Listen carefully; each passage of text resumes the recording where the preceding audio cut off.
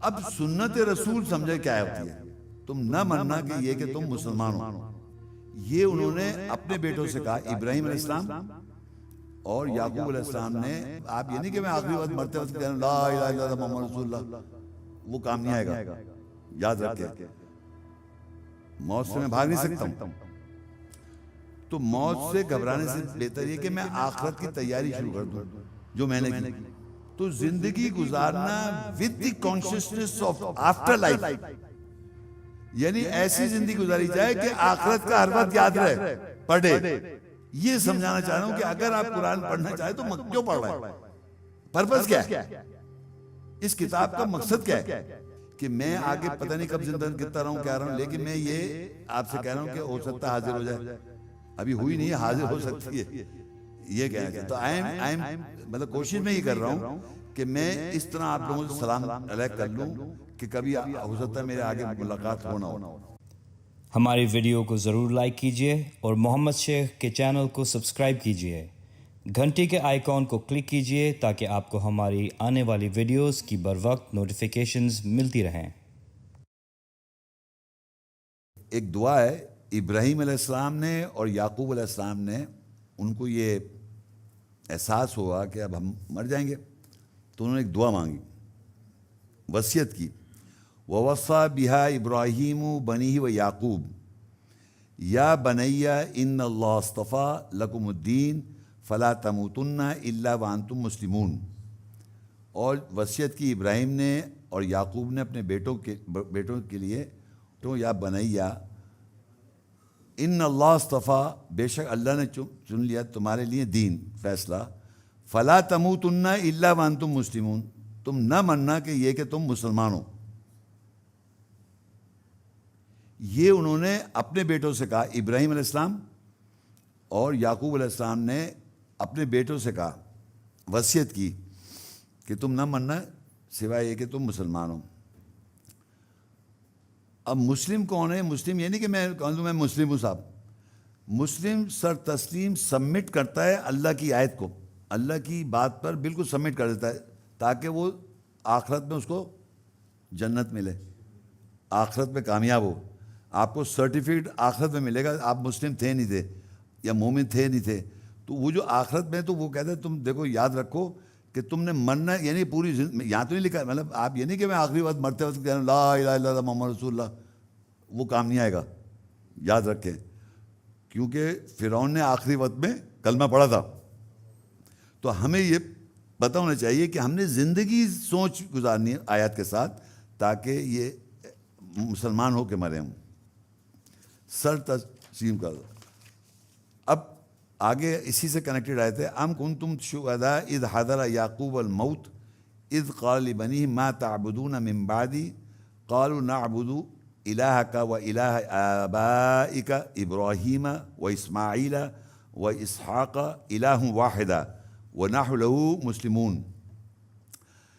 اب اللہ کہتا ہے تم سب کیا گواہ تھے جب حاضر ہوئی یعقوب کو موت، یعنی موت حاضر ہوئی.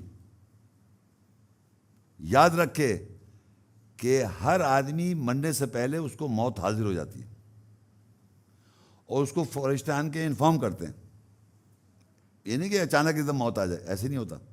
اس آدمی کو بتاتے ہیں کہ اب تم پیک اپ کر لو.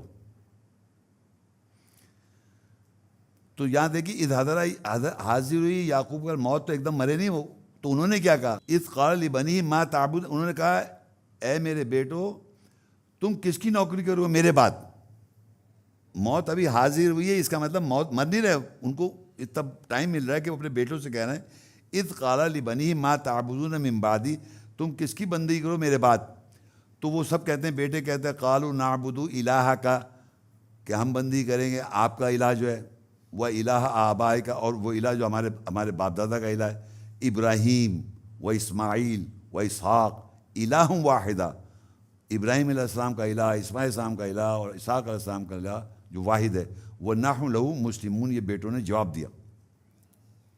اس آیت سے دو باتیں پتہ چلتی ہیں کہ ناٹ دیٹ مرنے سے ایک سیکنڈ پہلے، مرنے سے کچھ عرصے پہلے ان سے کہا گیا ابراہیم کو جب موت یعقوب پر حاضر ہوئی موت تو انہوں نے اپنے بیٹوں سے بلا کے یہ کہا. اب سنت رسول سمجھے کیا ہوتی ہے؟ سنت رسول یہ ہوتی ہے کہ ایگزیکٹلی جو یعقوب علیہ السلام نے کیا وہی میں کرنا چاہ رہا ہوں آج.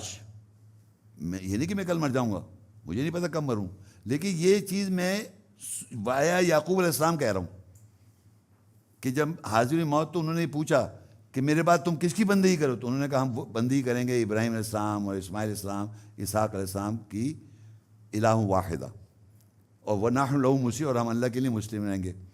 تو یہ سمجھے دنیا میں جب ہم قرآن کی کوئی آیت پڑھتے ہیں وہ کسی پیغمبر سے اگر ریلیٹڈ ہے تو موت کا حاضر ہونا اور موت کا آنا وہ یعقوب اور ابراہیم علیہ السلام سے ریلیٹڈ ہے.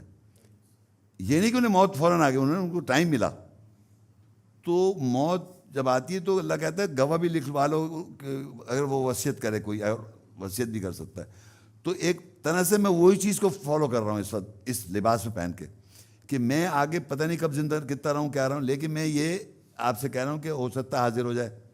ابھی ہوئی نہیں ہے، حاضر ہو سکتی ہے، یہ کہنا چاہتا. تو آئی ایم مطلب کوشش میں یہ کر رہا ہوں کہ میں اس طرح آپ لوگوں سے سلام علیہ کر لوں کہ کبھی ہو سکتا ہے میرے آگے ملاقات ہو نہ ہو.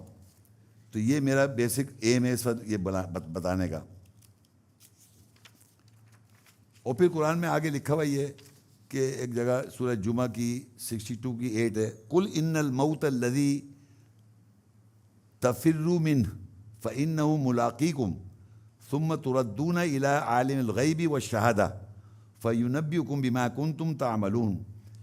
کہہ دے کہ اس میں کوئی شک نہیں ہے کہ موت جس سے تم بھاگتے ہو، فرار حاصل کرتے ہو، تفرون فرار حاصل بھاگتے ہو، وہ ضرور تم سے ملاقات کرے گی. پھر تم غیب اور گواہی ظاہر کر کے جانے والے کی طرف پھیر دیے جاؤ گے. بس وہ تمہیں اس سے آگاہ کرے گا جو تم بھی کیا کرتے تھے. دیکھیے یہ بتانے کا مقصد یہ کہ انسان کو یہ مان لینا چاہیے کہ I can not run from death. موت سے میں بھاگ نہیں سکتا ہوں. تو موت سے گھبرانے سے بہتر یہ کہ میں آخرت کی تیاری شروع کر دوں جو میں نے کی. کہ اللہ بھی کہہ رہے جب تک تم آخرت اللہ اور آخرت پہ نہیں مانو گے تم مطلب یہاں پر تو سنائی دے گا کیا بولا جا رہا ہے، سمجھ بھی نہیں آئے گا.